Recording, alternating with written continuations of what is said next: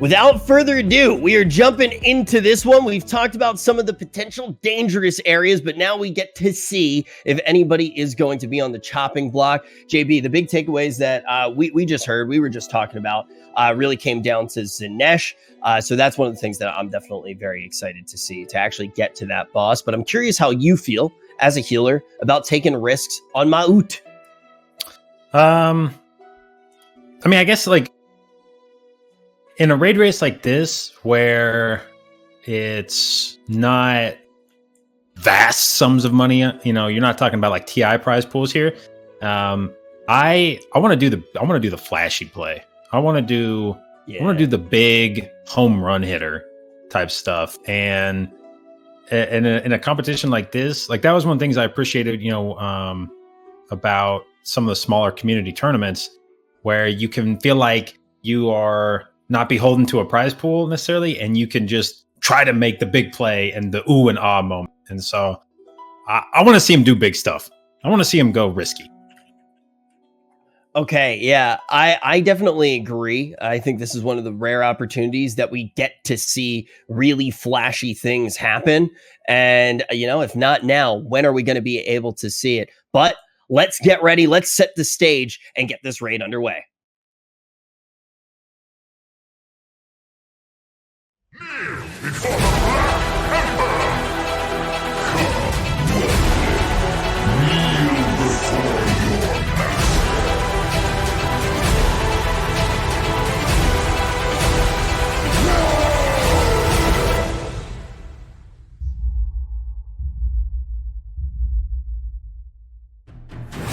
Servants arise! Your master calls!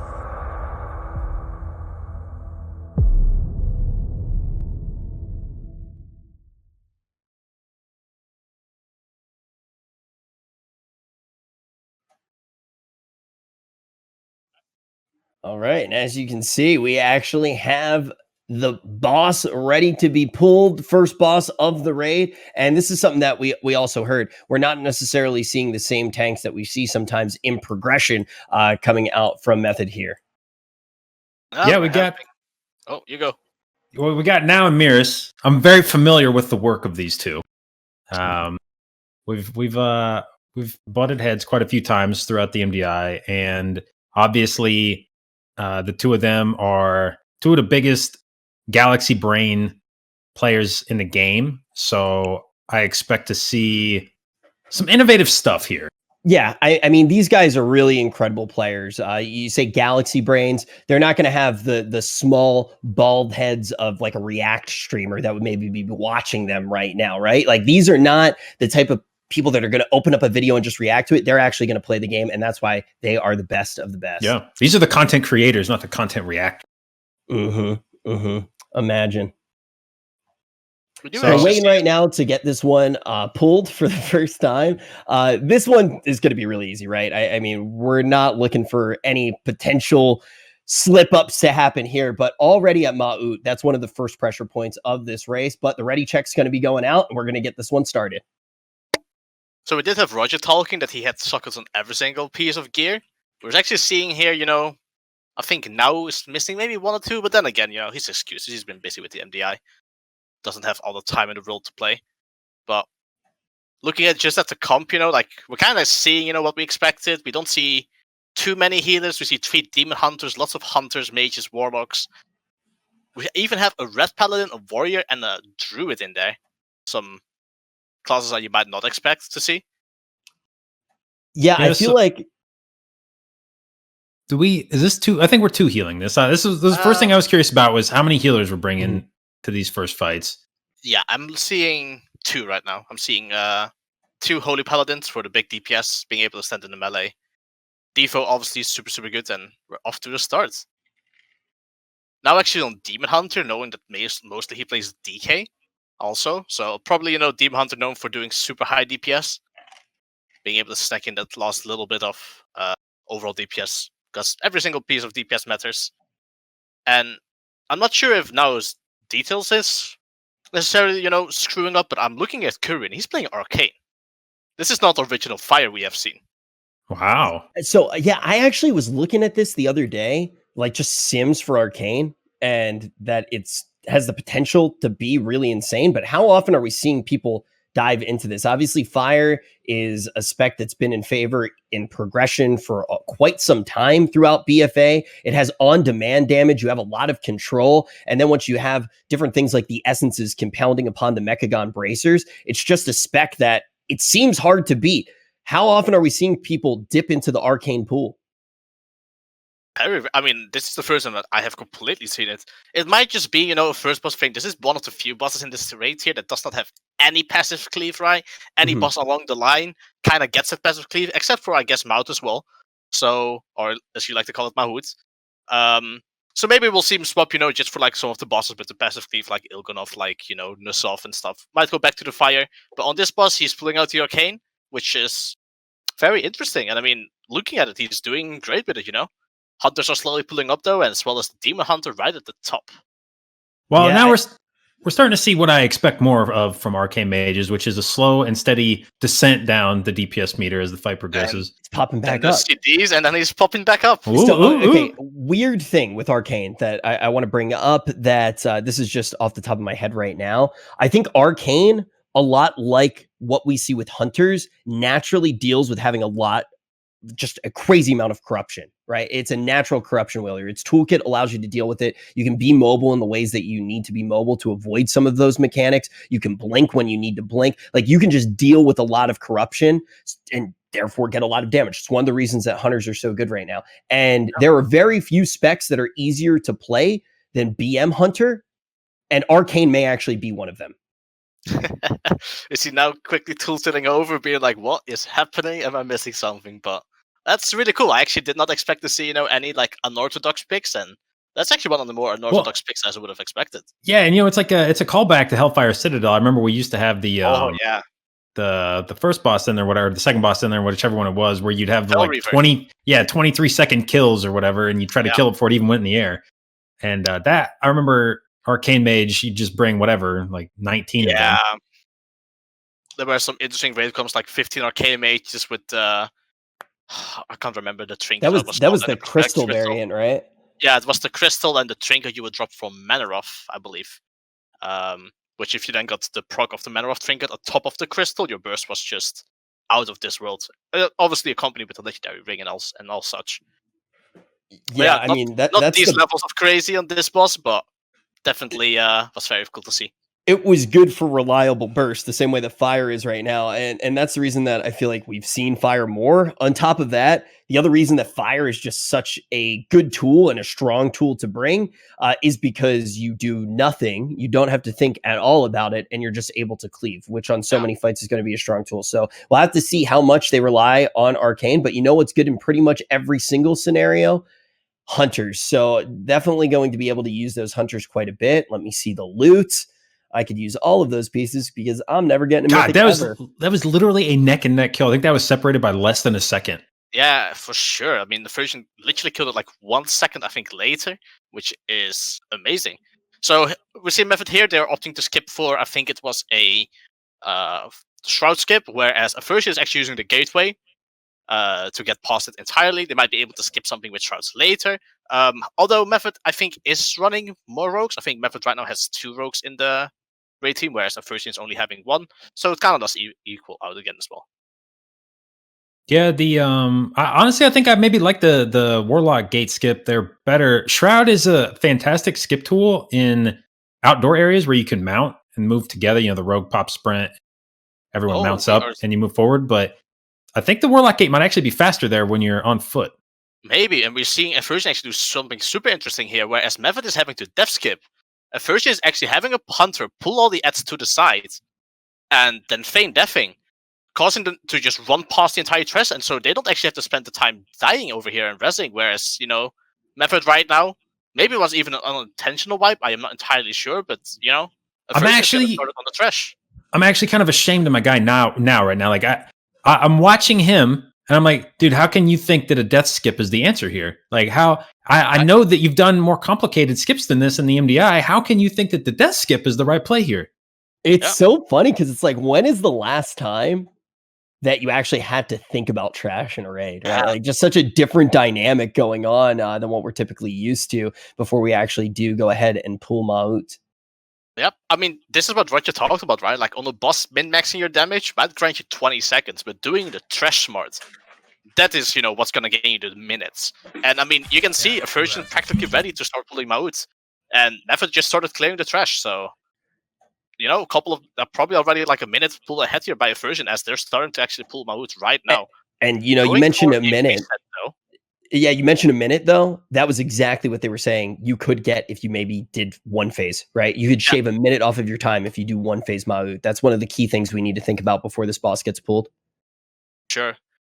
So we did see actually Aversion going for the reset, which if Method doesn't reset, that's basic, that's those 30 seconds fully caught back up.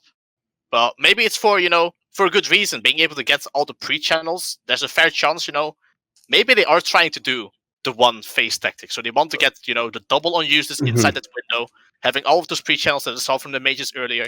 And we see the pull happening right here. Method, not doing the double unused trinket trick, but instead just going for one. And the boss is practically pulled at the same time, but Aversion does have a little bit of a setup.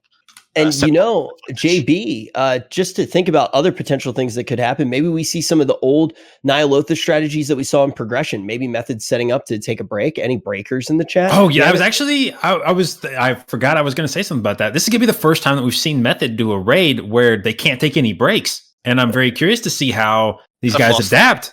They're going to mentally crumble. They need those breaks, dude.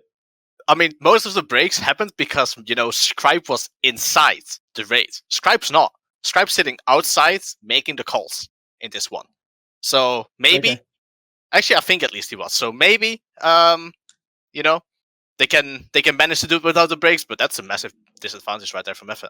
Yeah, there's a streamer out there who's gonna probably hear that the breaks aren't happening, and he's probably sweating right now, being very scared that he's gonna run out of content soon. But hey, why would we ever spend any time thinking about somebody who still hasn't gotten Mechagon hard mode down? Looking on your screen right now, you can see that Maut's already putting out some of the void zones. You're gonna want to be jumping into those during the Stygian obliteration that does come out. Let's see if they're able to skip any of those phases though, and actually skip the long shield duration that's going to be put up on him. That could save them a potential minute of time. So the boss is gaining about 1% of his, more than 1% of his energy, basically every second. And I mean, he's at 25%, so I don't think there's a single way that Method is unfortunately going to make the one phase. Although we do see Aversion also did not make it. They decided to play it safer, and they are quite frankly just, playing the stack up. This one is very scary because, you get more gear, you get some more HP, but you mostly gain a lot of DPS. And, a reflect of 100%, you're just going to, straight up start killing yourself if you don't. Yeah, I was going to say, how many people do we think die on this fight in practice where they're like, all right, go, okay, half the raid just one-shot themselves? Yep, here goes the Arcane Mage, and the Arcane Mage is gone. Very interesting to see if they, how they end up doing it. But I think, with externals and remember, they know there's not going to be a second phase, so they can actually pop every single CD that they have flat out on this one. You don't have to think, save for the next set of debuffs. The boss is going to die quite quickly after this. And we do see Aversion indeed get out of it alive with everyone. Now, Method did manage to get through this boss very quickly. Oh my. Did they actually manage to do it without? I think they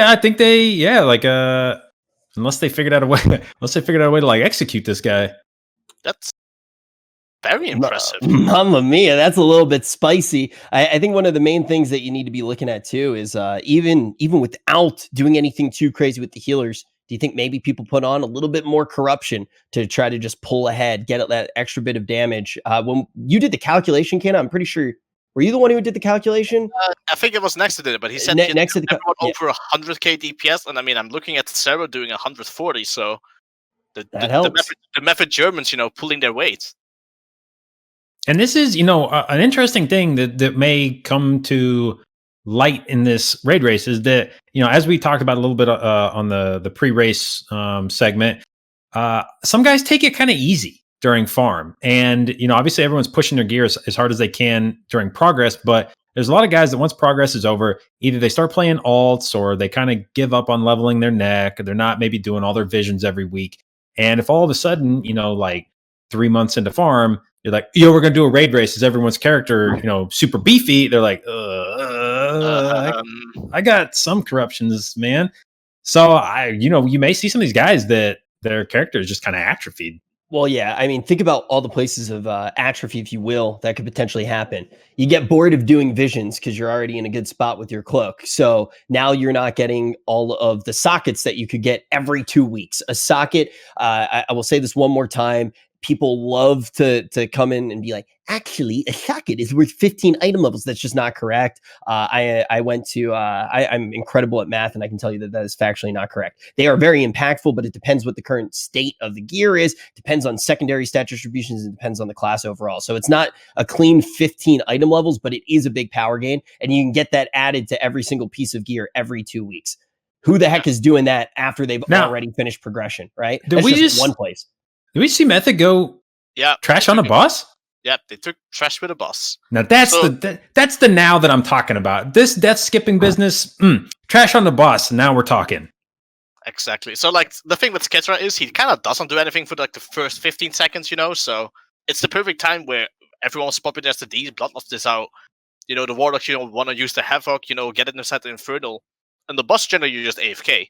But I mean, with Skitra, you can just take some trash with it, make sure it's clear. Because Skitra, if you get some bad RNG, you see the version do it as well, you might have to run to the complete opposite sides of the room. And you don't want the trash to be there like that late into the boss combat. So to take it straight off the bat, make sure it's completely safe. And dealt perfectly with it. No problems with it at all. Here we see everyone marking, getting ready to call out which one it's going to be. And first marker hits perfectly. Yeah, this is a very good opportunity to pad if you're watching at home. This is the fun part of the fight. I will say, JB, I feel like Skitra is one of the fights that got the easiest with gear. Like it just got so easy to deal with the second you had gear. Well, and they hotfixed, or not hotfixed, but they quote unquote nerfed Skitra, but I think it actually ended up making the fight harder. Yeah, it's just that you wouldn't see some of the abilities because you were pushing her too fast. Mm-hmm. On the raid testing, this boss on Mythic was probably the hardest boss we tested from this entire raid. The tuning on him was rough. We were like 6 healing to just stay alive. So, super cool, but that they actually ended up fixing the boss after, on live it was a little bit too easy. So I made sure, less phases, more mechanics, actually have to deal with them. Yeah. Do you remember during the polls when we were actually watching during progression? I think that JB and I got to cast them together. Like after reset, and they had gotten extra gear. Exactly what Kana had mentioned happened. Like all of a sudden, you just didn't see half of the mechanics because they blew up the boss so fast. Now I'm curious to see the ads. Oh, go. Method has managed to get out of this boss room pretty quickly and starting to take a pretty commanding lead over Aversion. And now we'll see here. We've noticed how many rogues they have. Method has on its roster compared to Aversion. Seeing a lot of shrouds. Using another one here, doing a double shroud, trying to make the whole run. Man, it's nice seeing shroud. We haven't seen one of those on Twitch in a little while. But I do want to ask, how do you feel about the rogues in other situations? Do you think that they're only good for the shroud, or do you think they're good overall? Well, I mean, Sin's competitive single target damage. Yeah, it's just that. We see. Oh. Nani? Right. Okay. So what I think they were trying to do is because they were pulling actually trash in between all of it, but they constantly kept shrouding. So I think this might be just for possibly the paladins maybe to get through, maybe a druid to get through, and then everyone jumps off here, everyone dies, resets the aggro, they can get a res up. That's my maybe. Now that's soul stones. Yeah. Okay. I'm curious how far down your body actually. Okay, so they managed to get the mass res. Yeah. I was like, I wonder if that's even within 100 yards of who's mass resing. Okay, now, the important thing is, can they all make the stairs in time? It looks like they can. Yeah, elevator boss defeated. Excellent. Elevator boss defeated. I'm so excited for Zanesh. I'm already thinking about it. I want to see everybody wipe on Zanesh multiple times. At the end of the day, like trash is probably where you can mostly gain your like minutes or seconds advantages. That is like safe, like if you're smart on trash, you can save some time there without generally actually risking too much. Whereas, one wipe on Zanesh instantly push you back 4 minutes. Push you back another 4 minutes if you wipe a second time. So at the end of the day, you can gain a lot of advantages, but the mostly, safe things. How safe can you play it? If you're ahead, maybe you can drop, the last 5 corruptions so you actually get under 40 and be completely safe from the thing of beyond. And maybe, even if you actually end up wiping, if you're so fast, maybe you're still completely fine to just, be in the race.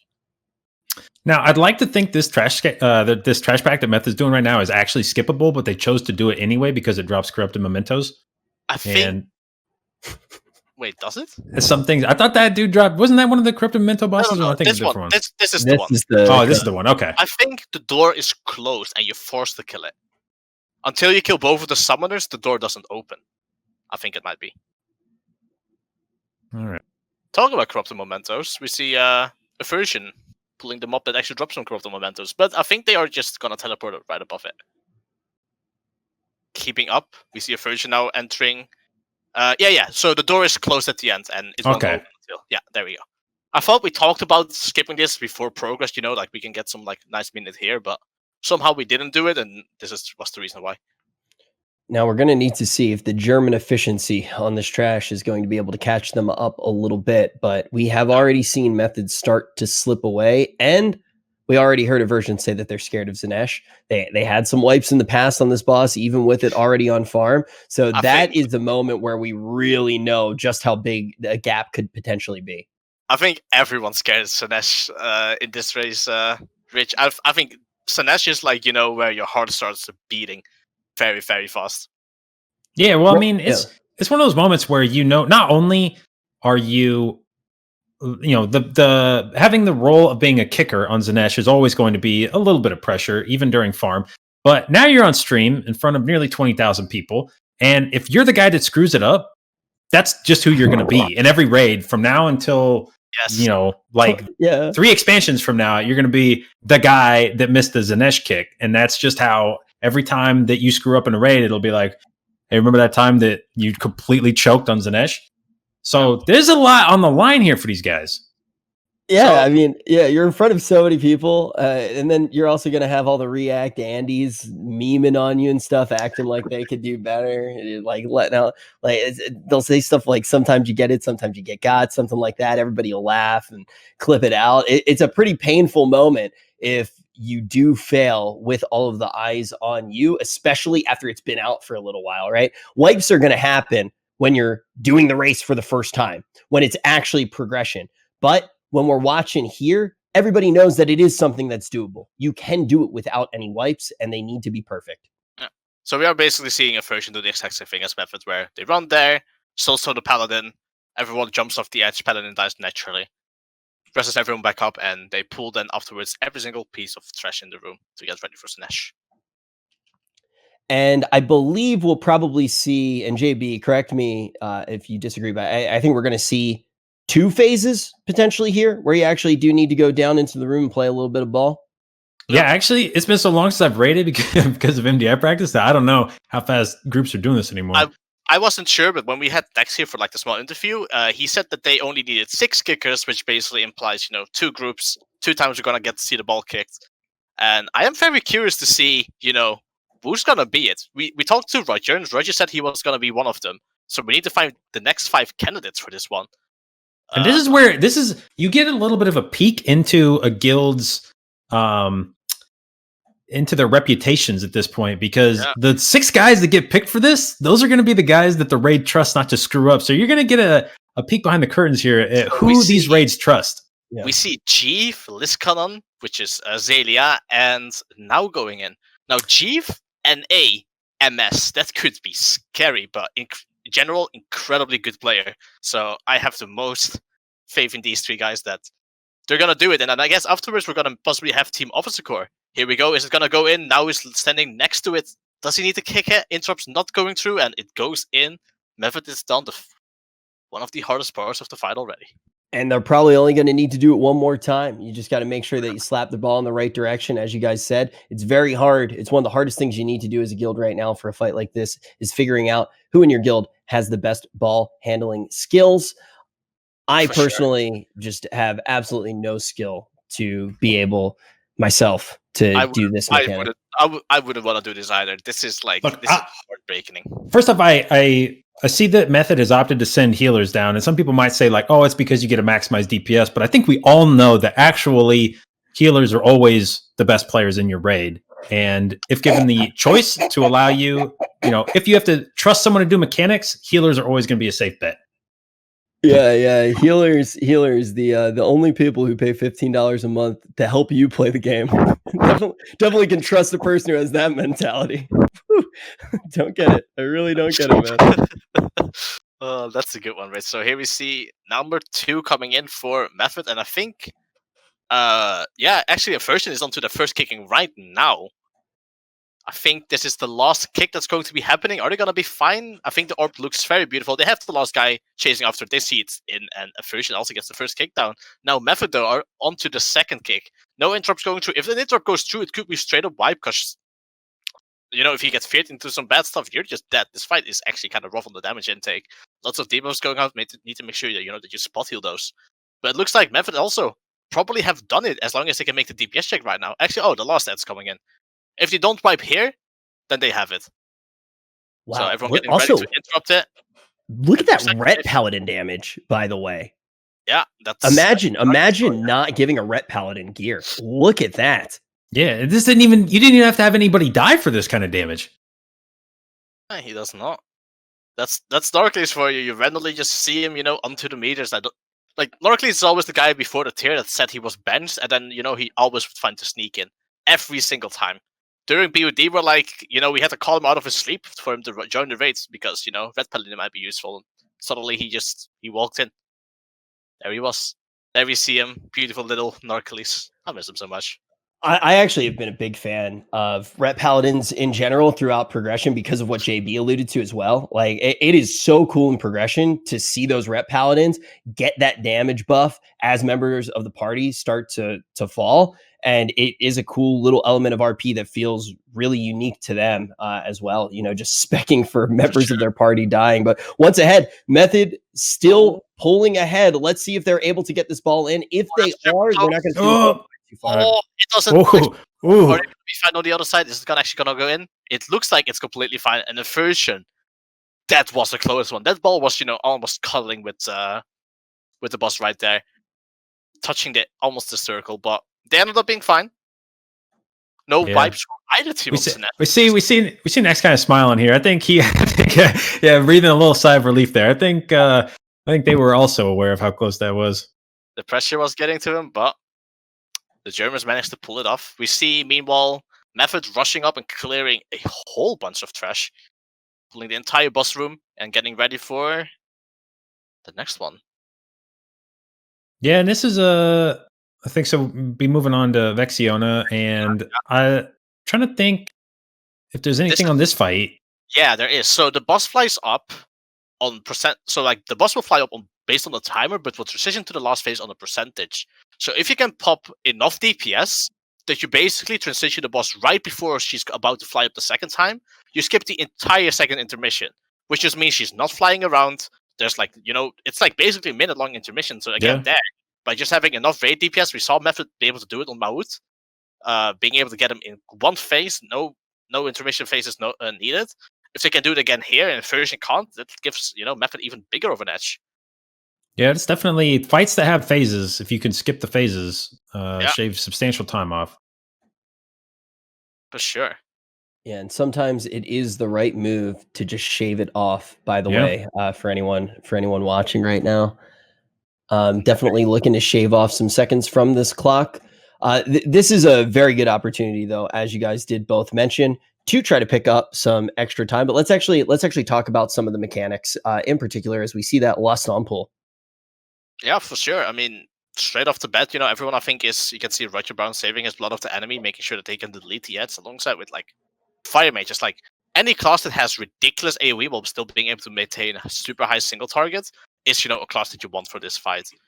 There's a little bit of possibilities for funneling, but I don't think anyone is really gonna try it. I think they're just gonna get rid of the ads as fast as you humanly can.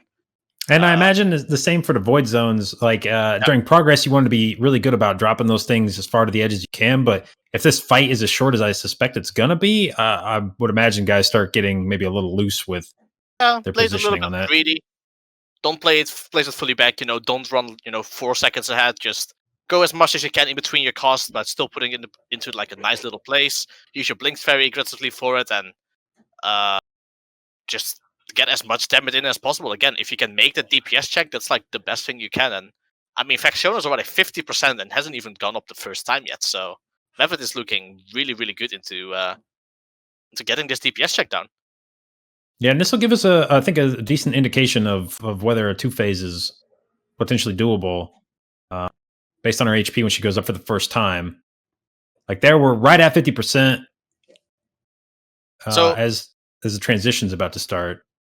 Exactly. So it's important to know that you can actually DPS the boss while she flies by. So if you have things like instant dots, all of these things, when she actually flies past you, you can actually try and get some damage in. Only on Method gets a little bit harder, as you know, you might want to bait the breath on a certain lane. So like for example here they're gonna stand in the middle. So while the boss flies past, you can see right trying to focus the boss and gets a cheeky little bit of damage in right there. And the boss probably lost almost close to 1% of just flying past. Here again, same breath, you can see Roger has it on boss ball. Aversion right now is getting ready to pull Factiona themselves. Yeah, and I'll be curious to see if Aversion's able to get Vexiona any lower going through that first phase. That would be really good to see. But yeah, we've committed Lust already, so each transition, or you would expect the second transition to maybe be a bit less DPS than the first. Yeah, but for sure. I mean, you also like the last phase. Isn't a complete joke. You can't just not do anything. The last phase, just kind of YOLO it and hope. The last phase does do a lot of damage, and it can still be very, very tight in terms of DPS. So definitely, like in this phase, we can do see Mephisto. They already are into the last phase now.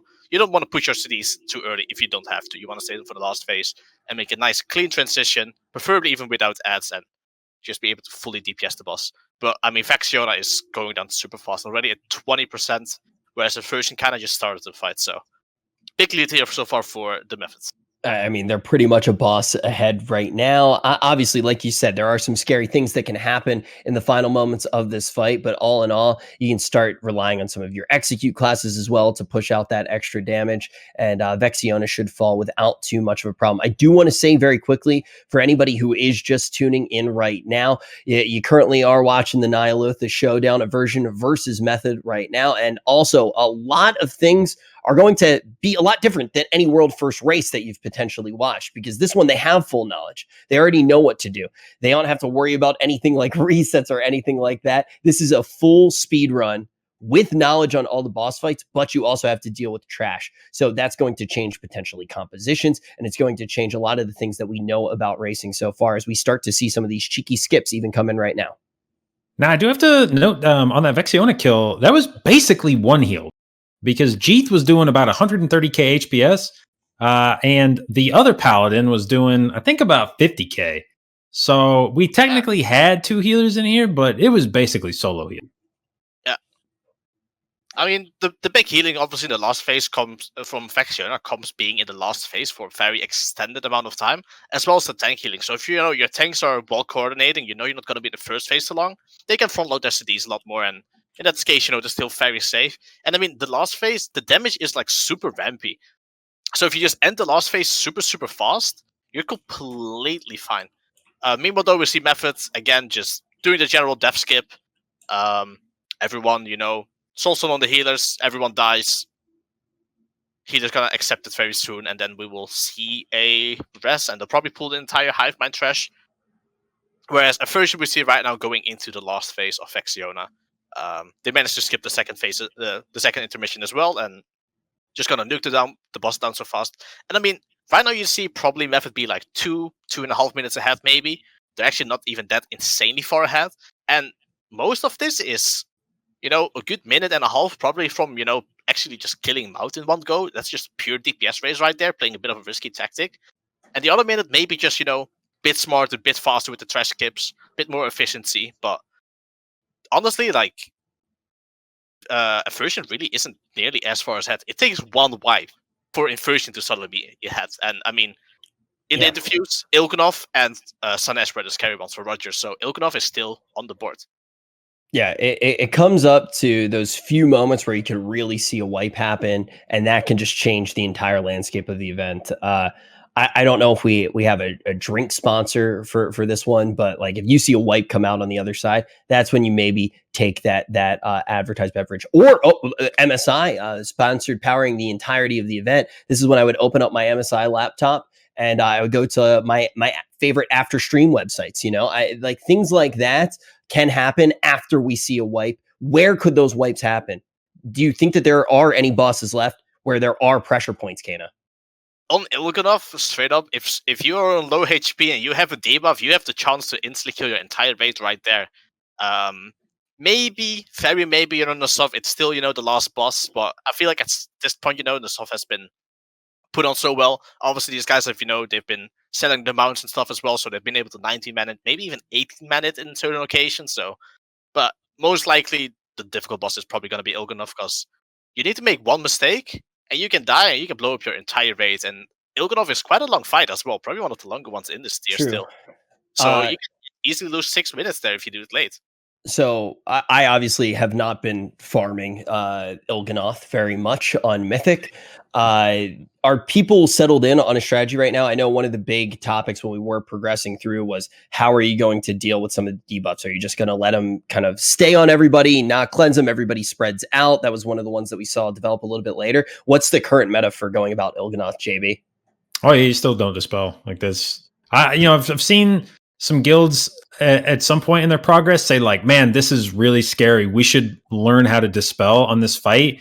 And then they talk about it for about 3 minutes and they're like, nah, let's just keep not dispelling. So it's one of those things where I think a lot of it boils down to, I don't want to say necessarily laziness, but at a certain point, if you've got a strat that works, you don't, when you're in farm, you're like, why would we spend, like a raid night trying to learn how to do this fight legitimately? Maybe we wipe a few times doing it this way because it's a bit riskier, but better that than having to like kill an entire Tuesday, Wednesday learning how to dispel. Yeah, for sure. Did any of the guilds that originally dispelled keep on dispelling, or was it just one of those things where it's like this is just a more stable strat? Yeah. And here we go. We did see one of the rogues ended up dying. I think Perfecto ended up going down quickly for Method, but in general, like I don't think anyone expected Hive Mind, to be the difficult one. Now on Raden, if you miss a soak, you can wipe. If you screw something up, you can still wipe. But I think at this point, Raden is, you have so much damage that you're probably going to blast through the faces really, really quick.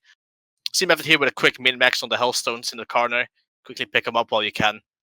And yeah, I mean, they killed Hive Mind. Hive Mind most likely about to go down in probably less than 2 minutes for Aversion, and everyone else just moving forward to Raden. Raden Thresh is scary, by the way. I'm going to be curious. Are they going to pull everything here? Are they going to do it in 2 goes? How are they going to end up playing the Raden Thresh? Because this Thresh can put a silence on you. And I mean, if you have too many of those guys, I do think we're going to end up seeing 2 different pulls, right? Yeah, just trying to do this room all at once, I feel like is just not worth it. Even if somebody was able to like figure out some kind of big brain way to like LOS debuffs or something, it's just this place can go wrong very quickly. Yeah, so you can LOS the debuffs. You can tank them into the cart, like on the right side or left side of the stairs, and you can kind of wiggle back onto the stairs to LOS it. But at the end of the day, you probably don't have enough curse dispels for all of the melees, since it is a curse. So paladins and druids and shamans can handle those, but there's only 4 of those. Paladins cannot handle curses. Wait, they can't? No. That's a druid, shaman. It's like the one thing shamans can dispel, lol. I said druids, shamans, mages. It's mages, that's it. Yeah, sorry. Not paladins, mages. Kana, it's fine. Really, nobody cares about healers. You're fine, dude. JB's taking his one opportunity here, and there's going to be one person in chat that's going to be like, "Heck yeah, JB! JB! I love healing!" And then I'm literally going to ban that person.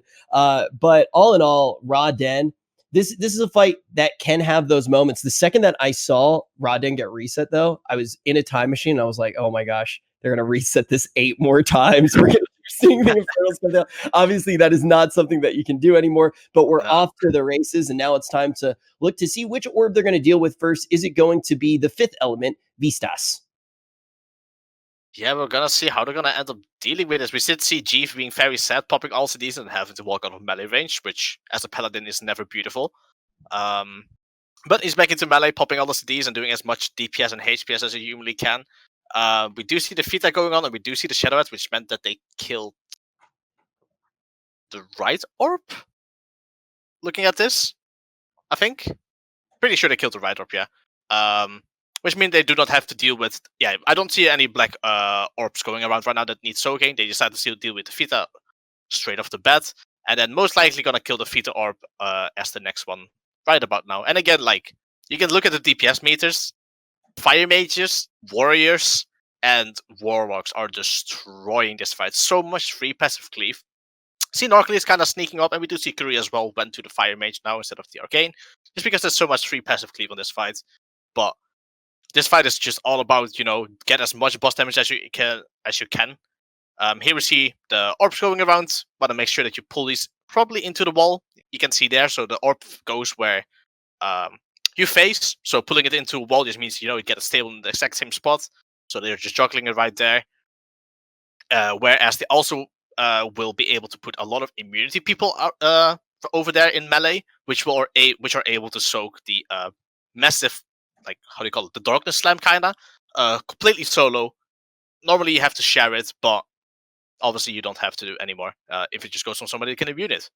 Which is kind of scary because, you know, there's Revers in melee, and Revers just has to straight up walk out every single time it happens, which is not very awesome for him. Yeah, that is one of those mechanics that I was kind of surprised didn't get changed after Progress. Like, just knowing that you had to bring immunity classes to deal with that because nobody ever soaked it legitimately. Yeah. And it felt like at some point Blizzard would kind of go like, okay, yeah, maybe that does too much damage. You know, give it the Ilganov thing. Just give it a small rework. You know, maybe it does less damage or less heal absorb or, you know, something like that. But I think when we did the math for this boss on Progress, we were just like, yeah, we take like 50% less damage in this entire fight if we just don't soak them and just immunity soak them. Meanwhile, though, we do think I see Zero go down over here. I'm not sure if they have a combat rest available. Yeah, Zero is actually dead at this point. Oh, yeah, a little bit of a bummer. That might be straight up just Lucid gameplay right there. You know, you can pop Lucid, get an immense amount of leech, and shoot one Chaos Bolt in your Supremacy, and you full back to full HP. So most likely, right, well, I have to interject here really quick. We just look at that warrior damage, man. Imagine 45,000 people just realizing how bad you are a warrior. That's got to be an insane moment. I'm not talking about the man who was able to do that damage, by the way. Very impressive stuff coming out there, all in all, for this guild as they keep on trucking forward. Now, we are seeing Aversion just now getting ready to reset Rodin, and I'm assuming that Method was just able to clear the Rodin trash a lot faster than Aversion was. Yeah, I actually think Aversion might have actually... I think that was about the same. It's just, I think Hivemind took a lot longer than I expected for Aversion. I think maybe Method ran a healer less, I'm not entirely sure, but Method, I think, just cleared it sort of faster. And I mean, being a full Rodin ahead, I think Rodin is like a 4 or 5 minute fight, so, you know, the gap is just constantly getting, like, every time, like, tiny, like, 10 seconds, 15 seconds, like, longer in between. Maybe just a little bit of practice, I'm not sure, but Method is just being very stable right now, doing very, very good. It was a boss ahead at first, and they keep inching further and further and further ahead, exactly. Right? And I feel like there are plenty of opportunities for them to continue making that lead just a little bit bigger. And now Rodin, not necessarily the scariest moment, as we did mention before, but this one's definitely not a free boss. If we saw a wipe happen here for Aversion, that's when you start getting really scared. Yeah, for sure. I mean, at this point, as a Aversion, you might need to be thinking, what is the next boss, right? So they're going to go to, like, what is the next boss? Where can we actually maybe play a little bit greedy? Where can we maybe, you know, go up to, like, some of the saver classes like Hunter, like Mages, Demon Hunters? Maybe go up to, like, 60 Corruption. Just, you know, try and pump down that boss a little bit faster and... Wait, 60 is risky? I would say 60 can be pretty risky if you're dropping healers. Rich is over here like, wait, some people don't have red characters? Wait, that's why I've been dying so? I didn't know that was risky. Oh, man. No, I think that you brought up a perfect point, though. You need to start I was going to say 80. You need to just start laying on the corruption at a certain point. You need to start playing greedy. and go for those big plays. Like you said, Hunter is a potential place to do that. They're very mobile. They're able to deal with it easier. They just have a toolkit that handles corruption very well. I think this is when you actually start maybe peeling off a healer. Maybe you start layering on that big juicy daddy gear and try to go for the biggest D. Honestly, I think Aversion is so far behind right now, time-wise, that if Method continues to play well, I don't think that they can catch up. Like, assuming that the two guilds have the same like strategy going forward, and it's just a matter of corruption, I don't even think it's possible for Aversion to catch up as long as Method doesn't wipe. I think the only way at this point that Aversion could creep up on Method is to do something different with Trash. I don't think they can make it up on boss DPS alone. Most likely not, no. It's going to be really, really difficult to do it. You're kind of just aiming for a mistake right now with Method more than anything else. Yeah, right. I think best case scenario, let's say you go for a risky play. Even if the play is so risky that there's a 60% chance you die. And I think if you go that risky, maybe you save 30 seconds off of each boss. 30 seconds times how many bosses are left? That's like not even 3 or 4 minutes. What? That's good math. What? That's NA math right there. Did you see that quick maths? That was really I like how we're talking about high corruptions, and I just see Jimmy's like corruption eye being like, he can the size of Shadar's platform. Yeah, exactly. I'm pretty sure he is a 59 gamer right now, something close to that. Yeah, look at that damage as well. Absolutely melting this dog. I like this fight a lot. This is one of those fights where I feel like it's a really fun patchwork fight to play with. It was interesting. Normally in patchwork fights, you would try and drop a healer, whereas when we did this boss, I ended up actually healing it, so we actually ended up 5 healing. Just because the DPS check wasn't nearly as difficult, and it just felt, the safest to just heal it a little bit more. So, yeah, this boss, I mean, Roger brought it up in the interview, right? Like, this boss would have been a lot more fun if, it was just like a butcher DPS check. Like, he would go berserk and you would have to kite him around a little bit. But unfortunately, ended up being a little bit easier than hoped for, I would say. Yeah, I think there's normally an expectation from like dog bosses that they're gonna just go wild on your raid at the end. And this guy didn't really do that. I don't know when it happened too, but like, what are the things that you expect from dogs? You expect that, and you also expect breath mechanics. And this one definitely did have those conal breaths. I'm trying to think when that actually did start, but if I see a dog, I'm like, okay, conal breath is going to happen at some point. I feel like it happened before Legion, right? I mean, by Legion, it was already kind of cemented as a mechanic, though, for sure. Well, there was Guarm. He had some conal stuff. Mm-hmm. There were the dogs. What was Hellfire? What was the last Antorus? What was the second boss in there? There were 2 dogs. They have breath mechanics. Yeah. Man, you are right. There's a lot of breath mechanics with dogs. No, it's like a thing. Like they have it. This dog is actually, though, one of the reasons I like this dog is he reminds me a lot of my own dog. He takes poops like all over the room, especially when you get to those final phases. Very interesting. Huh. I don't want to visit your apartment, Rich. Dude, honestly, there's a soft and rage going out in my living room right now. Yeah, we're deep in phase 3 over here. Now, my room right now, it is actually more disgusting than some of those React streamers' bedrooms. It's pretty bad. Not because of dog poop. I'm not surrounded by dog poop right now. Mm-hmm. Okay. Well, let's see. So we are now more, I think, than a boss behind with Aversion on Shadar. Yeah. And moving into Drestagath. And again, as we talked a little bit about in the pre-race segment, Drestagath not necessarily a boss that you can like push a lot faster with more gear. It's just sort of got the tentacles around the room that you have to deal with sequentially. Yeah, I mean, at the end of the day, you only have the more damage you deal, the less tentacles you have to end up killing. You also can maybe play it a bit more greedy, leave a tentacle up here and there if the fight's going to end faster. But most likely, I mean, let's be realistic, this boss is going to... Drestagath just becomes so easy with gear. On week 1, it was actually kind of difficult, you had to really play around it. We even saw, I think, Limit make Berserk. And then week 2, he died so fast. It was insane. So definitely becomes a lot easier with gear. I mean, we can already see him. He's already half HP, and I think maybe they're like what, wave 1, wave 2. I still remember Max tweeting. I think the after the first reset, I think he tweeted something like, "This week I might actually learn what Drestagath does." Yeah, Like exactly. Like he just didn't, it's like, I don't know, the tentacles shoot some stuff across the room, I guess. Don't get hit by it. Yeah, I still don't fully know the mechanics to Drestagath. It's like one of those things, though, with Drestagath. I just feel like I've been practicing for the fight for a really long time. It's almost second nature to me, even without opening up the old DJ, the Dungeon Journal. It's like, just beat the tentacle, let it hit the ground, right? It's something that I feel like practice all the time. And in World of Warcraft, of course, like it's pretty straightforward how this fight is going to go. You see the tentacle. Withering in the air, fully ready for damage. All right, so how much HP do we have left on Drestagath here? About half? There's a gap is about half, and Shatar for Version is about to go down. Okay. I don't So, think yeah. there's nearly as much trash also in between the two bosses, so they'll be able to run here relatively quickly and start on the boss as well. Most likely almost before Method kills theirs, but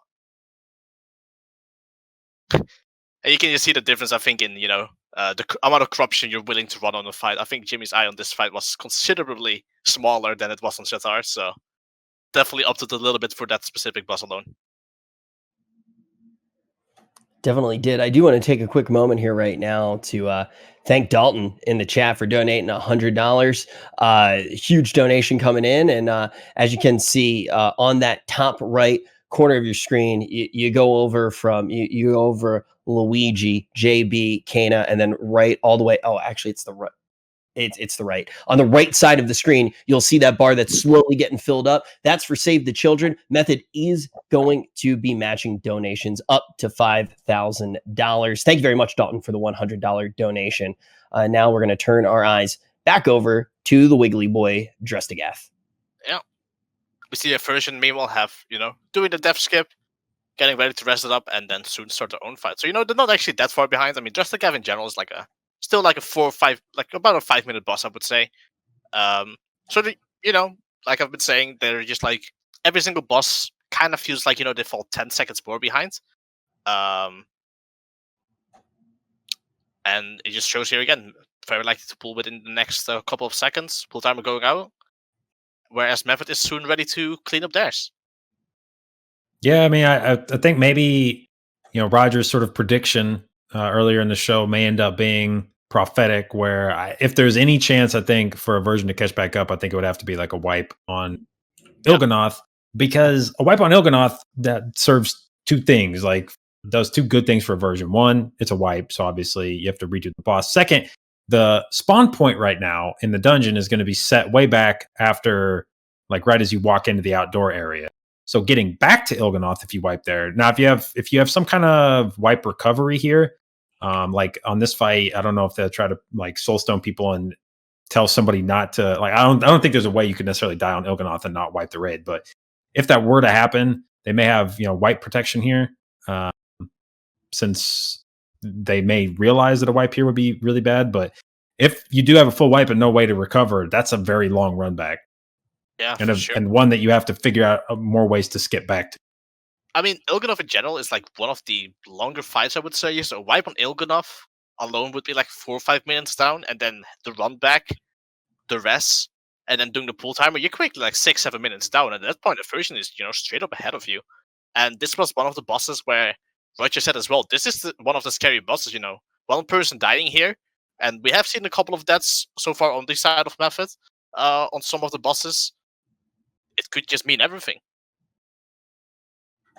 So yeah, this is I think if they make it through this, because then going forward from this, once you get to the last two bosses with Carapace and N'Zoth, the spawn point for a wipe is considerably less punishing. You just start back at the start of the room. So yeah, obviously if you had if for whatever reason maybe you wipe on the last phase of Carapace, you lose all the time spent on the boss, but there's not really much of a run back. But an Il'gynoth right now is kind of a travesty. For sure, especially with skipping trash, you're maybe gonna have to dress up, 3-4 people just to make sure you give them a safe guidance. back to the boss room to get the dress up. So could be very, very bad, but we do see Method, starting it, and Dressligav has been engaged by Aversion meanwhile. This is definitely Aversion's chance to try to get back in this race. Yeah, Sure. and I do wonder. I part of me wants to just have a thing dedicated just to seeing how much corruption Jimmy is running on each fight, because I feel like that's a relative indicator of like how seriously they're taking each one of the fights. I have a feeling Jimmy's corruption circle in this fight very small. Most I likely. have a feeling Jimmy not running a lot of corruption here. It's also And Dressligav that being a melee, your DPS isn't nearly as important because once all the tentacles are gone, obviously like the multi-doctors, the mages, and the classes have the massive for these. Those are the people that might want to play a bit more corruption because your damage is what's going to end up killing the boss. Whereas for the demon hunter, it's a bit less impactful since you're mostly running around killing the tentacles and not getting any cleave damage down. But definitely on this boss, you can see the circle there. That's maybe a 19, maybe slightly above 20 circle right there. That's a small one. that's a small circle, Jimmy. I'm disappointed. Yeah. If Jimmy, is running the small circles, that the team itself is doing it as well. Yeah. When you said that, the small circle thing got me so riled up. I turned my neck so quick to actually look at that part of the screen to take a peek at it that I actually pulled my right around here a little bit. I was like, oh, my shoulder. It's very exciting to see the corruption changes happen throughout the fight. But now we're going to be taking a look at Il'gynoth.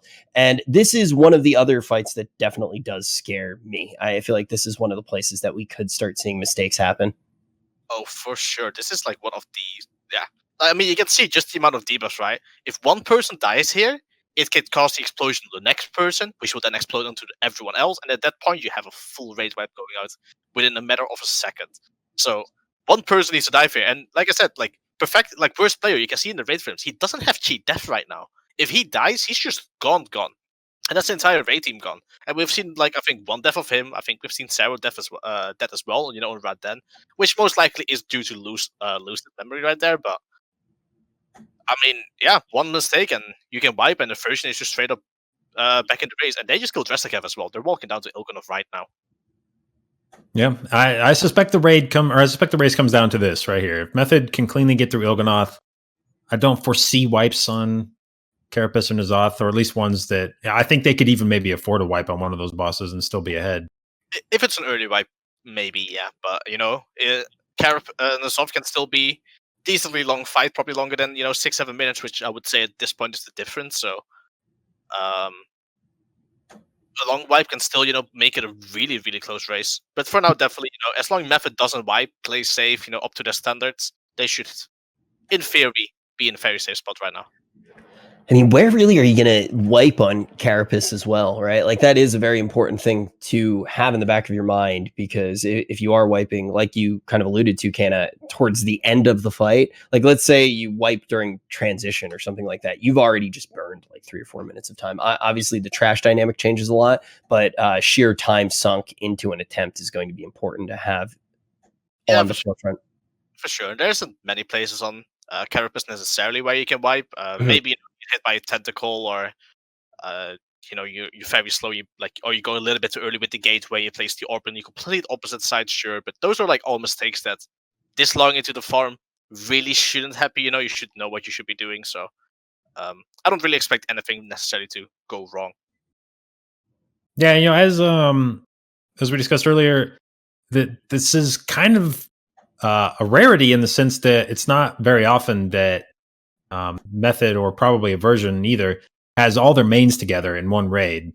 And that, so you have to assume that even if you might have the random one-off wipe on certain raid nights, when you have the split raids, when you've got everyone playing the class they're most comfortable on, the class that probably has the best gear, the most fleshed out neck and cape and all that stuff, these are probably this is going to be even easier than you would normally expect, because you've got everyone on the classes that they all play the best. Well, and everybody's focused too, right? Yeah. Straight up, you've hit on so many things there that, on farm, usually, you you got all those people who are favorited on your BattleNets friends list. You're like, hey, what's up? You got the people that you might have met in trade chat. You're like, yo, add me on BattleNet, and you're talking to all of them while you're going through the boss. Your head's not really in the right place, and sometimes you're going to go down. That's not going to be the case here. Competition, money on the line. For sure. So we do see the third organ here going down for Method, and this is, bloodlust every single city and burn the boss down, because this is the scary part. So many ads will be coming down, and you just don't really want to deal with it, but with the amount of DPS, I mean, we can already see the boss, right? Like, he's closing into like 70% already, soon to go down to 60%. If they don't wipe it in the next 30 seconds, this boss seems kind of clean, but, you do see the raid frames here dropping here and there. One mistake again, Perfecto actually dropping a little bit low, very low actually. But they do end up stabilizing, and they seem to be fine. Il'gynoth down towards the 30% mark very, very soon. They're doing good so far. Meanwhile, I think Aversion is onto just clear the first organ, I think. Yeah, I think Aversion is getting the first organ right now. Yeah, they just got the first organ, so they're getting the fight just started. Kiting the edge through, and Method ends up downing Il'gynoth very, very clean. No wipe. This was probably like one of the scariest bosses outside of Sanesh coming into this. So yeah, I mean, with something that clean, they're already thinking about going into other parts of the game and farming 15-year-old mounts, just like any streamer that would be watching that happen right now. Very clean pull, no wipe coming in. Now their focus is going to be on these deep bosses. They just need to keep doing exactly what they're doing, and they're going to be able to win this one. Yep, for sure. See Chief quickly repairing there. Obviously, if you die from, jumping off a platform, you actually don't lose durability. But as the Paladins, have been getting Soulstone and have to actually die and rest up the raid afterwards, they the repairs are getting a little bit high repair cost. Hopefully they get it refunded. Oh, that's what guild banks are for. True. Actually, it's been the best part, never having to care about, having repair money. I love that. All right, so doing the final trash, I assume this is another one of those deals where final room doesn't unlock till you actually kill the trash on the bridge. So Yep. Dealing with the trash here, and I got a couple more pulls, and then we'll be into Carapace, which I guess maybe if somebody lags or something, I could see somebody dying on the last phase of Carapace, but even then, like one person dying is probably not a wipe. I'm very biased to Carapace and how easy I think the fight actually is. I want to say the scariest part of Carapace is the trash beforehand, where, if somebody immunes, you can actually one-shot one of your teammates. Yeah, that's probably true. So, meanwhile, Aversion, they just killed the second organ, going back onto the boss. They seem to be doing a very good job so far of kiting the edge through, the middle part. So obviously there's like fire mages, you have ignites, you've all of these like small little things, from the cleave from the boss. So kiting them through the middle is just gonna make it super, super easy to kill these passively, and so you get as much boss damage as possible. And it also generally means, one ad isn't necessarily getting nuked down, so it's very predictable when damage is coming in. Yeah. And you can see right now with this hunter that's on your screen, he actually has a rank 4 perfect visions. So that's a really fun essence to actually farm for right now as well. You get that from going into hard mode Mechagon and not dying. It's pretty easy to do. So if you're looking for something to do, if you're just starting to play a hunter, you should be able to one-shot it. Anyone with half a brain would be able to at this point. But obviously right now, watching this hunter, you're seeing one of the best hunters in the world. And all in all, we have seen them very handily deal with Il'gynoth thus far. I think now DC. Yeah, it looks like he just crashed to his desktop. Yeah, I think he crashed to his desktop. Probably something to do with Demon Hunters. Possibly. I mean, most of the complaints I hear with Demon Hunters is fell rush and not necessarily, the leap. So I'm not sure. Actually, it could have been double jump as well, but they managed to kill the trash fine. I think at that point everything was pulled, everything was stacked up, and I'm sure fire mages have found it glorious to put down some CDs right there. And Carapace of Nasov is getting ready to be pulled.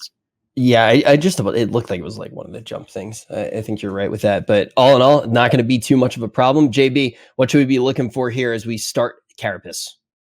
I mean, really, it's just like don't get hit by a tentacle. At this point, I think most of the mechanics, even if you screw them up, people probably have enough health to live through them. And I think the only thing that's dangerous enough to kill people is just actually like standing in a tentacle. I just like how there's the break ends at 10. Quickly popping up on the stream. Method, going for a good old method break. They couldn't resist. Got at least one break. Hey guys, we got a little bit of a lead, right? Like 3-minute break, maybe. Splendid boys, we pulled ahead. How about a break? It never ends. Dude, my favorite thing had to be from the last race, like all the movie trailers coming out or everybody's like making the movie trailers of the break boys and stuff like that. That was the greatest moment of the race almost. It was so that was good. So good. Yeah, we do see Aversion right now. They killed the third organ, so this is scary time for Aversion. Can they actually live through this? This is like, if they wipe here, they're gonna be super far behind. But so far, Ilganov already down to 25% HP and dropping really, really quick. 20%. Everyone in the group still looks stable. See Red and Cry going out. They're just popping CDs now for the sake of being able to pop CDs. Mind controls go out, have to deal with these. One of the rogues drops super low, dies. But he was actually mind controlled, so didn't have a debuff at that point, and Ilganov goes down. Could have been scary, but actually that was pretty scary pull right there. Yeah, it was a little bit scary, but Ferris moved it on, and they will be going forward towards Carapace of Nazov Trash. Whereas meanwhile we do see Method, Look at that looked beautiful actually. Next putting out the notes in a quick copy pasta, probably has some cool spreadsheets. That looked cool. Copy pastas, man. Yeah, it's kind of a dark time for copy pastas in general. So it is always nice to get to see a wholesome one. Like I feel like right now, if I was to open up a random stream, they'd probably be spamming mauled or something like that. And I know there are a lot of streamers that really don't like that one. But we do like a clean pool like this. Sure, they're doing. Yeah, I don't know. Like I feel like this was almost one of the easier bosses, even on progress. So now with this much gear, I mean, the only way how you realistically make this risky is, by not playing enough healers. And I mean, you can look at the Waveframes, right? You see Zelia on a Shaman, a healer that basically doesn't really do DPS, just because the DPS really doesn't matter on this fight. You just want to be safe. Speed Totem can be definitely very useful here as well, almost mandatory to a degree. So, deciding to play it safe, don't take the extra Paladins or the Disc Priests. Don't drop the healer for the extra DPS. Just play it safe. We're ahead anyway. If we don't wipe, we got this, and they know it's stats right now. Norkley's playing melee on this fight, walking through, looks like she's PvPing. Slowly walking forwards, being CC'd. I'm actually curious, how many healers did they bring? I think I saw 3. Yeah, I think I saw 3, but I wasn't sure if... Yeah, I think it's Josh and G from Paladin, and then I think we saw Zelia as well on the Shaman this time. Okay. Well, I would say that outside of some catastrophically bad, like, oops, our Warlock gate didn't work for anybody on this last platform. Yeah. I mean, like you said, like, it's unrealistic. It's going to happen to like 5 people at once, right? So it's more likely that even if somebody ends up making a mistake, the boss will still die. Mm-hmm. Yeah, I think before we even jumped into the raid, a lot of those pressure points were outlined. Taking too many risks, potentially on Ma'ut was one of them. Zanesh, a fight that even when you get gear, you can't outgear that mechanic. Yes, you can see the mechanic less, but ultimately you can't just outgear it. We knew that the soccer boss could still be crazy. A lot of those pressure points in the rearview mirror. Now it's time to just do the business, do the work, and get the loot. They are actually 4 healing it. I actually see Ryzen, our new Troll in there. Yeah, he's actually playing Disc Priest here, and you can actually he's almost the sole guy that's healing. So I'm pretty sure Josh and Jeeve, they're just doing DPS at this point, man. They're just yeah, that's what you make the new guy do. Hey, new guy, you're healing. I'm DPSing. Is that how it works now? I thought it used to be the different way around. It's like no. Heal parsing is boring. DPS parsing is a healer. That's the new hotness. Okay. I've been out of touch with that then. There we see the beautiful Jeeve is actually my favorite person, by the way. He's actually my favorite person. I miss him so much. Actually, I had so much fun doing the dungeon stuff with him. Yeah, probably the most wholesome guy you'll ever run into. It's funny, the dichotomy between those two paladins. One is very wholesome. The other one, I can't even see his name, but I imagine that. Now, taking a look as they move a little bit deeper into this fight, and they start to free their damage onto this boss. I'm just trying to think potential places where we could see somebody mess up. I mean, you're not really going to get hit by the tentacles. It just looks like we do see Method cruising this one on home. That was a fast little hands. Oh yeah, that was I actually, it looked like his health bar hit 0, but Yeah. That's actually I can't say that's the German efficiency coming out. That was just some good reaction time right there with the NA ping as well. That's impressive. maybe that's what it was. Maybe he meant to LOH him at like 50%. It just didn't go through till he hit 0. Maybe. Here we see, the last part, we see Chief, popping all his CDs, popping as much healing, Rally Greg going out. They know that the boss is practically dead if they live through this. Everyone's sprinting as fast as humanly can to the other side. I think it's Midi that Midi ends up getting hit. Maybe he disengaged the wrong way, it happens to the best of us. I'm not sure what happened, but Fear of NA ping, no doubt. Yeah. Nusov closing into 10%. The raid's basically fully alive. I don't think we're gonna see a wipe here. We do see meanwhile though, Aversion also did end up is touching Fear of Nusov right now, so about, like I said, 6-7 minutes behind, just slowly. Oh, JB's camera's gone. Just very, very slowly, every single time, 15-20 seconds falling behind more and more. Maybe that's just the DPS difference, Method playing a bit more greedy, but JB's cam was gone for a second, but ultimately we're going to see the Fury of N'Zoth be gone. We got JB back, somebody who is also a little bit furry, as a reference to your chest hair, not the conventions that Trainwreck goes to. Not the lifestyle. Yeah, not I'm stopping. I'm actually stopping this one right here. But it's time to pull N'Zoth. This is going to be the one thing that stands between Method and actually winning this competition.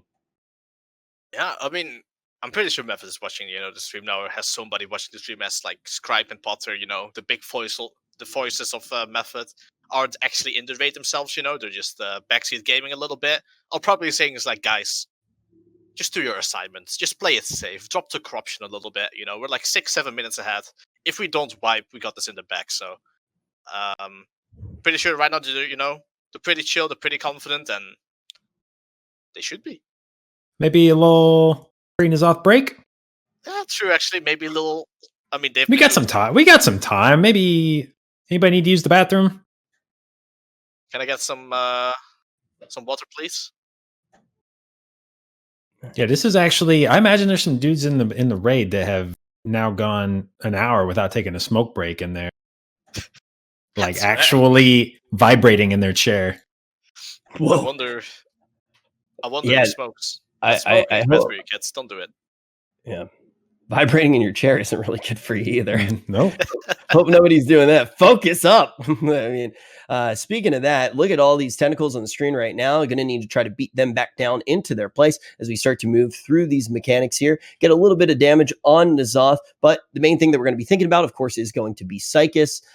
Those phases where you actually do need to bring down the synapses so you can damage that boss. And right now we saw, I think, the first paranoia going out. But all in all, I feel like this is one of the fights that also got a lot easier over time, right? Whether it be with gear and nerfs. I was obviously I was with Nex a little bit in the dungeon team, and we were talking a little bit about it, and he brought up the shield, basically in the sort of forcing you to play the mythic only phase, which I think implies they got the boss down to 25 or 30% before the last phase. So I mean, if you consider, you usually, I think, maybe hit 60, maybe 70% or something before that phase, and now you get it all the way down to 25 to 30. That's a God. I'm trying to remember what it was. Yeah, during progress, like it would be. Yeah, I think it would be 60-ish. Yeah, like that. Yeah, I think it was like if you were down, if you had the boss under like 2/3 health, you're doing pretty good. Yeah. Now apparently you get him below 1/3. Yeah. Now we have seen all the responses of the Warcraft devs and stuff, like that the original small drama things that happened during the Racer World first, they were in fact the security of not being able to skip it fully, and apparently they ended up coming into an intuition where it's needed. So it works.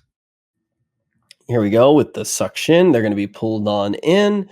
This is one of the trickier overlaps, I guess, to deal with. But all in all, like it's just so much practice. You can see how easily they deal with it. Also, one of the other changes, I'm pretty sure you can't get the double corruptor tentacles next to the basher tentacle, which I still do have a screenshot of. It was just a really cool occurrence that used to happen on this boss fight. I think with some of the nerfs, that actually did get changed. But they're going to be able to clean up all of these ads without too much of a problem. And here's a big burst opportunity. And I'm just curious to see how far they can actually get the boss down at this point. I mean, we can see Roger, popping the Beasteel Rev and just going as ham as he can. Actually, not popping the blood of the enemy. Bit disappointed in that one, but yeah. I mean, I remember on progress, if somebody was below 90%, it was like, man, they just slayed that boss. Yeah. The pressure on this fight was, I feel like, so unique compared to other progressions that we've seen this tier. Obviously, it's so weird to think about the fact that the world first race has only existed this expansion. Truly one of my favorite things to come out of BFA. Probably my favorite thing. Like that and Volpira are the top two for sure. But we haven't seen a fight move the way that this one did. I think also with the dynamic of, okay, what's this secret phase going to be, and not really knowing, and then moving through that health bar so slowly, it felt like there were more secrets to be there. It was interesting to watch. This time, though, very different. Going into it with full knowledge, going for absolute speed. Yeah, and I mean, I miss not having. I mean, I guess I wish there was more of an emphasis on speed clearing in raids, because I do think it's fun to watch these guys push their classes to the limit and see what you can do. It's like a lot of what makes the world first progress so difficult for these guys is because they don't have the gear. That they're trying to do this probably like 5-10 eye levels below what the bosses are really intended to be done at. Next going to be lower than what a lot of guilds are clearing at. Their capes are lower. Getting the primary stat proc on your cape was a really big deal for DPS. And then you see what these guys are actually capable of doing once their characters are kind of fully fleshed out, and you never really get a chance to see that. You don't get to see the end product of like, here's what happens after you farm your character for 3 months.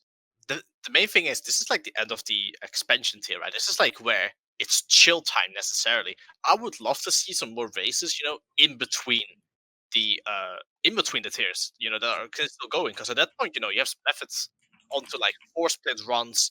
Everyone has like 4 or 5 completely mythic decks out geared alts and stuff. Like, I would love to see that, because I mean, for the majority, for example, at the first few bosses, they were playing with a boomkin. That could have been a geared out mage or a warlock or something, which will end up doing a lot more damage. So I would love to see a race of like maybe a BUD race it could have been, or the Eternal Palace race, something like that. That is in between the tiers, and you can really see some very cool tactics come out. Yeah. Well, we do see Aversion getting now to NY'ALOTHA. So technically, if Method wipes on NY'ALOTHA at any point, it is Aversion's race to lose, as they will have started their NY'ALOTHA poll before Method would restart the poll. So technically, there is still some hope. I mean, straight off the bat, if they wipe now, Aversion is about to start pulling it, so then it's a straight up neck-to-neck race. Method just slowly has pulled them out, starting with like the mouth, the 1 minute, like 1 minute ahead there by a little bit more DPS, bit better tactic, and now it's just straight off the bat, like if Method doesn't wipe, they'll win, but if Method ends up, wiping, then Aversion is neck to neck, probably even a couple of seconds ahead. I really hope. I think that this is one of the scenarios, even though it's a Hail Mary pass and it doesn't look like it would be enough to do it. I mean, lay on the corruption if you can. Look for that extra damage. Or, I mean, on the other hand, maybe relying for the safe pull is good, and then hoping for the wipe, right? Just casually. You gotta hope for the wipe. You're not making up minutes of damage with corruption. Yeah. You can see this well in the version, right? Like, the placing markers, everyone are completely ready.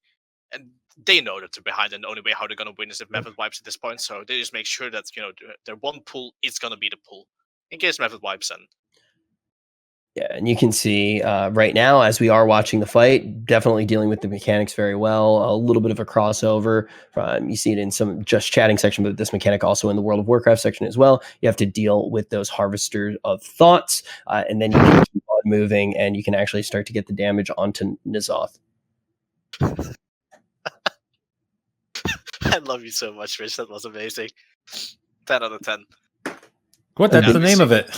It's the name of the. That's the name of the thing. Calling it as I see it. We see one of the later Minecrafts coming in, and this was even like this.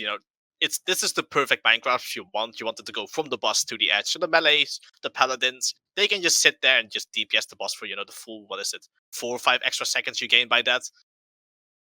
Which at the end of a race like this, if it's a neck-to-neck race and Aversion gets it from the back to the boss, and if it gets it from the boss to the back, that's gonna be like 2-3% boss HP right there. That is, you're basically missing out on of fight RNG to a degree. So again, next Anguish coming in, placing it down beautifully. Jimmy flying to the back, being as mobile as DH, and everyone dodging the beams as well as they can. They're playing it clean. Yeah, I mean, they're going about the fight perfectly now at this point. I mean, just look at the timers, right? Like, you can see Summon Gateway is still 25 seconds away, and the boss is down to, what at this point? 30% maybe? Yeah, 34%. 4%? I mean, they're gonna have it down to the 25 most likely, maybe before the gateway is... yeah, probably not 25. Close to 25 before the gateway is done, which... that is incredible. I mean, just like we said, remember, right? Like, we got the boss maybe to 66% or something. Maybe the best we've ever seen was 60 on progress. You got the boss 35, 40% lower right now. Okay, it all goes all the way to 20 apparently. Yeah, this is going to be a 20% push. Wow, that's actually wild. That is actually wild. Yeah, it's cool to. I hope that this becomes the way of the road. I hope that we get to see the progression, and then before the next tier actually does come out, we get to see what everybody's kind of achieved and have a race like this. It's fun to see these two guilds go head to head in a way that we really haven't seen in a while. It kind of reminds me of the one tournament that happened up on the BlizzCon stage where we saw people actually going about the bosses, but the trash wasn't a dynamic in this. So this really does feel very new. Yeah, for sure. I mean, just the fact, because we see Meva blazing through it right now, this is quietly into farm. If these, races become more frequent, that would be really, really cool, because then you might have, even guilds starting to think ahead, oh, there's probably going to be a race again this tier. And just maybe from week 3, 4, they're going to maybe start, practicing, finding some neat little skips they can do, some needed little boss tricks that they can think of. And then, like I said, trash skips on these bosses, that's where we see Method pull ahead from mostly. Just being a little bit faster, 10 seconds, 15 seconds, every boss being faster on those trash skips. And if you can min-max that, you would have some really, really good competition. You would have some really close... and really that personally excites me, because if we can see some of these top guilds figure out ways to skip trash very effectively, I'm going to steal that and use that in my raid to go even faster during farm and spend even less time re-clearing. Yeah, it's a useful thing to learn as we do pop on out of that secret phase that honestly wasn't that exciting of a secret. It's like when your friends hiding a secret from you and they tell you and you already know and you have to act surprised. That's how we all felt about that secret phase. But now they come out, they're going to be able to do all the damage that they can, try to melt this boss and take the W. Instantly mind controlled. The first set of ads instantly, they didn't so got mind controlled, and there we go. We have Method killing us off. In what time was it? I actually can't see a stopwatch on. It's 118. I think it got actually finished, or I think it actually ran a little longer than it was, but it was about 1 hour, 18 minutes, 30 seconds. So wow. Yeah, that's... Dude, there are guilds that still take, 4 hours to clear MC, and that raid is 15 years old.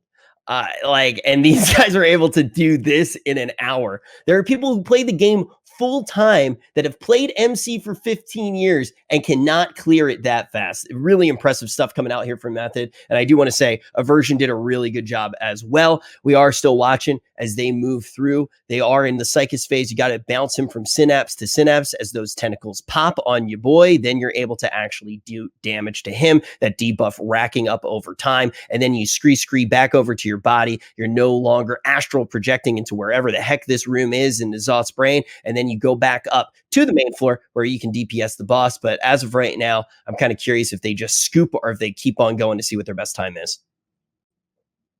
I'd be really curious to see what the differential was between these two guilds on MOT, and then how much of the differential in this raid, like how much that fight.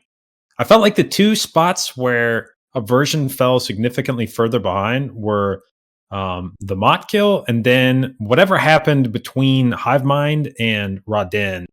I don't know if it was that Hivemind took longer or the Rodin trash took longer, but Yeah, something in there, Aversion fell. It felt like they lost a minute and a half out there almost for Yeah, some reason. because they seemed closer, and then by the time Method finished Rodin, they were like Aversion was I don't even think it pulled Rodin. So something in there went a lot longer than it should have. But otherwise, I feel like it was I feel like other than those two spots, I feel like my guess is that they were very even across the rest of the raid. Yeah, I think that there were those moments where we saw them kind of scooching further and further ahead on the side of Method. But like you said, there was that one defined moment where all of a sudden there was a big boss gap all of a sudden between the two guilds. Besides that, it was a matter of inches and not miles. But yeah, I think you really see what these the top guilds in the world. I mean, they do make this look easy. I mean, at this point, now admittedly they have a ton of gear, and the bosses have been nerfed a few times. I don't want to give the impression that these are the same bosses that we were seeing during Progress, because essentially every boss has been nerfed once, if not 2 or 3 times in some cases. So these are actually easier than what we saw on Progression. But you see here when everyone's on their main and everyone's got the gear, they make it look kind of simple. I do want to say too, now as we do watch them move through, it's already pretty clear that Method was able to win it, but also a huge winner of this entire thing is going to be Save the Children. Thank you all for helping out so much already. $675 donated, and Method is going to be matching all of those donations up to $5,000. I really do want to say thank you to everybody who did donate as we continue to watch this guild try to get down NY'ALOTHA. We don't think that they will have any problems here. And JB already started to touch upon some of the reasons. Boss got a little bit easier. More gear going to be in the hands of the players to work with as well, and a whole bunch of practice. There aren't any surprises. That was one of the things with this boss, was the idea that there were unknowns that the players had to deal with during the actual progression during the World First Race. And to call out some of the people in particular who did donate, thank you again to Dexline for the $100 donation. Mize Guy, thank you for the $100, $200 donation. He did a $100 donation twice. Also, Couch Mafia, thank you for the $20. It's a pretty cool name as well. Death Grader 25 and Anonymous, thank you for the 20. That's pretty epic too with the anonymous donation. Thank you very much. And now I'm going to be taking a look at these thought harvesters right here. Definitely enjoy looking at those thought harvesters. I'm trying to find where Nex has his timers. Oh, I think they're somewhere in the top left, but I can't really see them. I just want to see how. Okay, yeah, they're probably going to get it close to the 20%. I think even here, Method most seemed like they had a little bit more DPS. Because they got it down to the flat 20, whereas the Aversion, they're at 25 right now, probably have entered a little bit. So, maybe that's just, the min-max of gear or min-max of classes. I'm not entirely sure. But, even here, Method, was ahead like maybe 4% of the boss, which 4% of a boss, can be some decent min-max. But knowing the Zoff and how the mind grasps work, maybe they just got some unfortunate mind grasps, right? Because straight up, if you get, 2 bad mind grasps, whereas Method gets 2 good mind grasps, you lose about 4%, 5% of the boss HP right there. So, can be rough. Not entirely sure. But, yeah. overall, I mean, I came away very impressed with both guilds. I think I wouldn't have been surprised to see at least one wipe. Even though there's more gear and the bosses have been nerfed a bit, you have to assume that these guilds are going to be aggressive. They're going to be, we saw Jimmy running, I think, 80 corruption at one. They're going to be dropping some healers, trying to go fast. The healers that are coming along, I think we saw several fights where there was basically one healer doing, the lion's share of the work, and the other ones were just trying to DPS as much as they could. So certainly when you're in that mindset, it's easy for mistakes to happen, get too aggressive.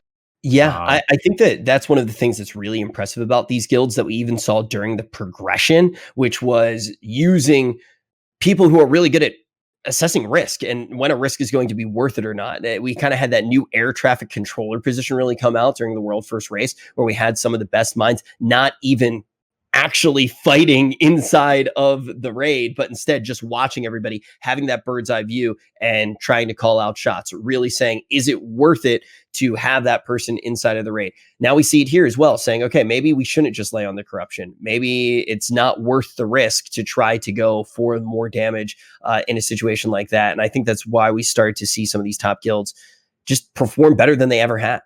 Yeah, and like we even saw like a small tactical difference here, right? So like Method, when they came out of the portal, they tanked the two ads, the two thought officers, instantly away. So the slide would not hit anyone. They didn't so all get instantly mind controlled. Whereas Aversion actually didn't get a single mind control at the end of the fight, which that alone is going to cost 15 to 20 seconds. So it's probably just these really really small optimizations. But we do see Aversion ending now at 1 hour 25 minutes, which is approximately about 7 minutes slower, I think, than Method. Which, I mean, like I've been saying, they've been behind you 5 minutes, then 6 minutes, and then 7 minutes. So yeah, just small optimizations here and there ended up making a pretty decent difference. Man, that was fun. That was fun to watch. Like actually getting to see those things with trash as well. I think was some of the most exciting moments for me. But once more, definitely do want to congratulate Method for being able to take this. There was a prize pool involved as well, and I believe all of the prize pools today are going to be winner takes all. So that is one thing that you do want to keep in mind. I definitely want to talk about the raid a little bit more, but if you are watching right now, I do want to remind you guys as well that we do have a dueling tournament coming up as well. We've gotten to go around the world today. We've gotten to take a peek at some of the dungeons. We've gotten to take a look at raiding. And next up, we're going to get to take a look at dueling, which is going to have a $1,000 prize pool. This raid race, of course, did have a $2,000 prize pool. But I think, JB, you did a really good job, too, of kind of pointing out some of those big moments where you could kind of see the big leads start to happen in this race. Yeah, I mean, as mentioned, I don't feel like there was a big difference. I don't have the boss kill times in front of me. Maybe Method was consistently killing each boss a little bit faster. This is World of Warcraft at the end of the day. You do have, even still, whatever we're at, like 4 or 5 months into this tier, you still have some people sitting on some pretty god awful corruption. I still see people routinely complain about, I don't have anything good. I saw one mage in my guild, I think even last night, complaining. He's like, I've got 15 ranks of honed mind and not a single piece of masterful yet. So like there's still, I mean, corruption can make a huge difference in your DPS, even at this point. I think we'd all kind of hoped that by this point in this tier that the corruption would be a thing that it kind of, equalized, but there's still haves and haves nots at this point. Yeah, dude, it's crazy. This is kind of a weird anecdote for JB, but I like I said, I just started playing my BM Hunter, and one of my good friends also plays BM Hunter, so he gave me a 5 mass carry, right? And I got a 470 piece with a good corruption on it, and the dude who has been playing BM the entire time, who carried me, didn't have a corruption that good, and I just felt terrible. It's just like I equipped it and I wear it all the time, and I'm really happy about it, but you feel terrible at the same time. Yeah. And it could very easily be that of just, if you have a few guys in the raid that have just managed to get a ton of whatever they're chasing. Like, for instance, I've been doing, whatever on my druid the entire tier. I have yet to see a Gushing Wounds corruption piece, like any Gushing Wounds corruption piece at all. And then you go to like the tournament realm where you can stack, 6, 7, 8 pieces of Gushing Wounds on your character. And it is like ridiculous how much more damage you do with the right corruption. And so it could just, if you multiply that across 20 people, you've got some of your big hitters with the right corruption. Some of the guys from the other squad don't have it. That could very easily be the difference consistently of, I think like 15, 20, 30 seconds on a boss. It definitely could be. I just kind of want to ask Hannah as well. What did you think of the Arcane Mage? Go ahead.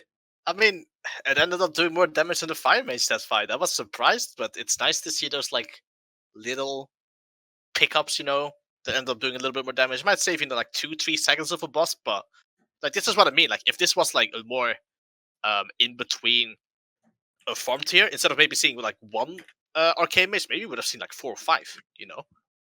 It's just like right now it's the last tier. People don't really care that much about optimizing maybe off specs or other characters, but I mean, that's really, really fun to see, and that's like stuff that you do actually gear up for going into the next thing. Oh man. Yeah, dude. I actually might mess around with Arcane just to see if it's fun to play or not. That was something that really got me excited. But all in all, already so much fun today. We got to check out the dungeons. Kana, you got to do some cheeky stuff in the dungeons. It was awesome to see. We get to see the raid race. Congratulations to the winner there in Method, and congratulations for that the dungeon race as well. But we still have plenty more in store. I want to give a big shout out to MSI for making all of this possible. And I want to remind you guys that you can actually try to get an MSI laptop right now. We're doing a giveaway for an MSI laptop. Do !giveaway in the chat, and you will get a link to try and win one of those laptops for yourself. This thing is an absolute beast as well.